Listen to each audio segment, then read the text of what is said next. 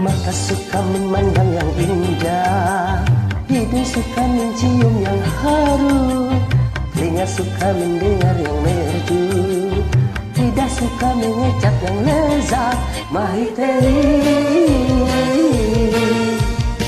mata, hidung, telinga dan lidah. Mahiteri, mata, hidung, telinga dan lidah. Mata suka memandang yang indah, hidung suka mencium yang harum, telinga suka mendengar yang merdu, lidah suka mengucap yang lezat. Mahiteri,